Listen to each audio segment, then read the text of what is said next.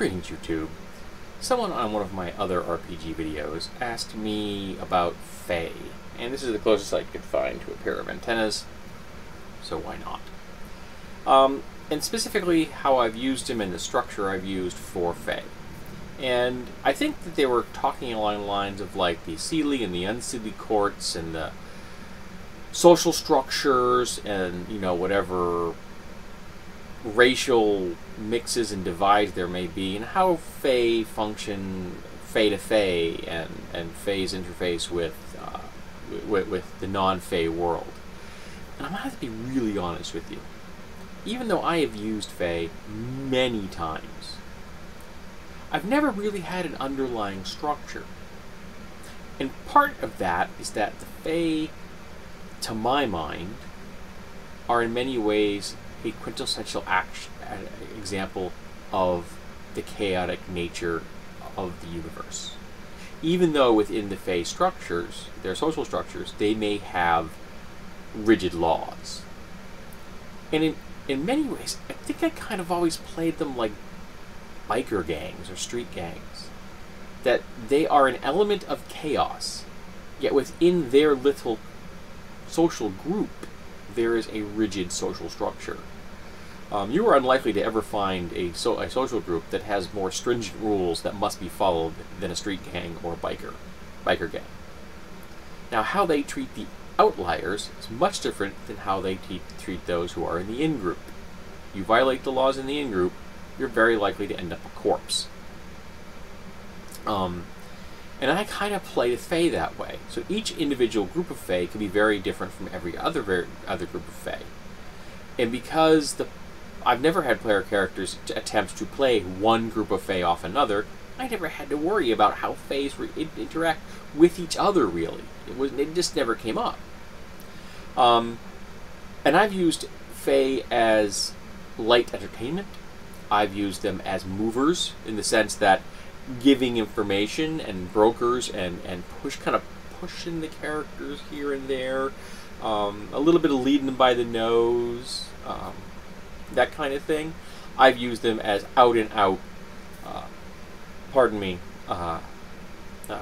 storylines, in the sense that they once were camping, and the magic item that was the focus of the sorcerers, and in this particular game, every sorcerer had a focus, a magic focus. Without that magic focus, they lost magical ability.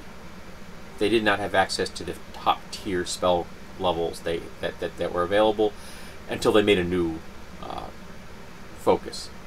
And a lot of the most sorcerers had a focus that was something present in their vicinity when they first manifest their power. So it had great personal import as well as magical function.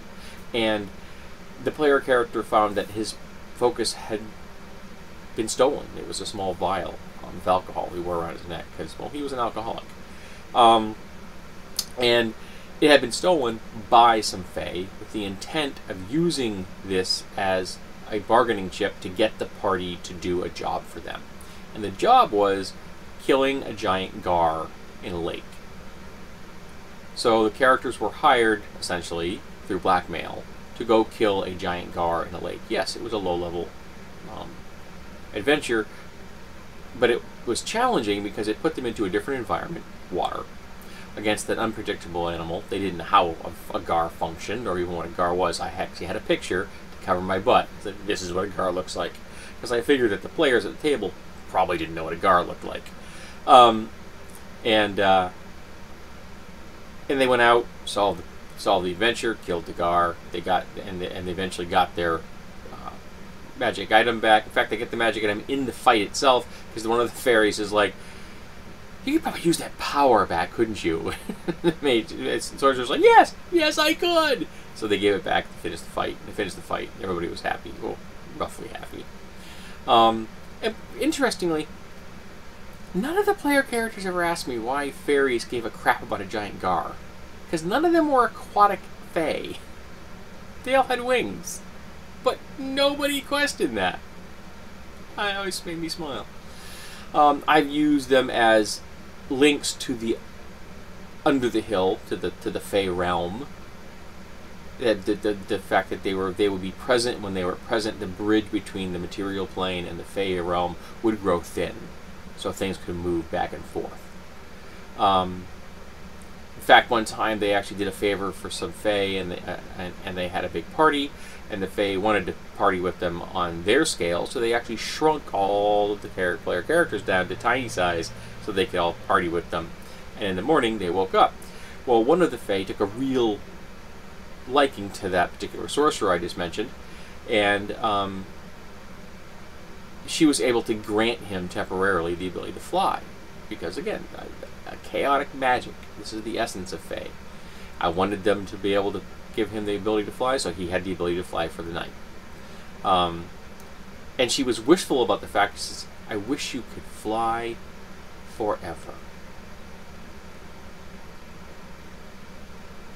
He woke up the next day, the hangover, and there was a small lump on his back.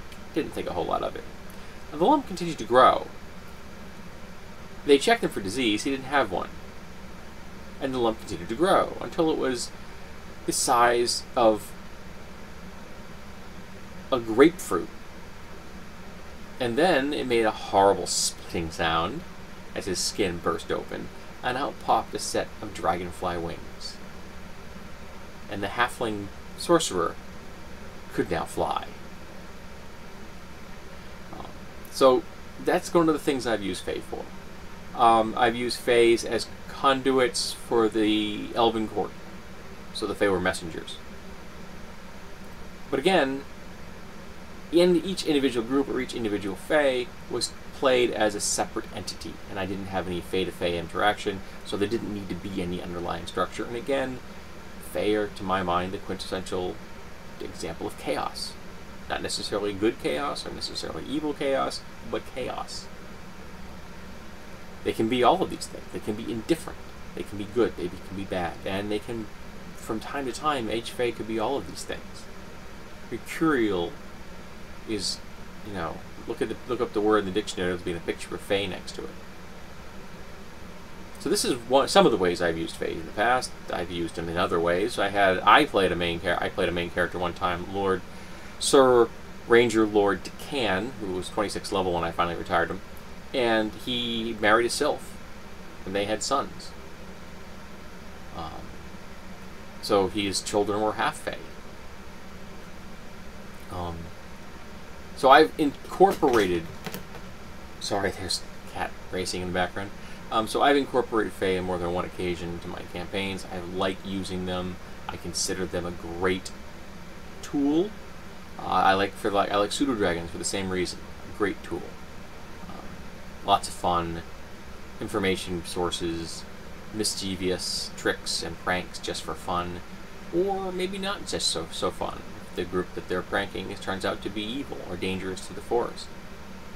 You really don't want to be around a pseudo-dragon if it comes to understand that a group is going to place the forest at danger. That's not going to turn out well for that group.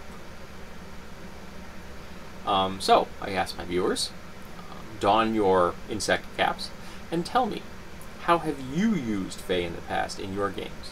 Give me some examples. And has anything I said sparked an idea for you? And do you have an insect cap?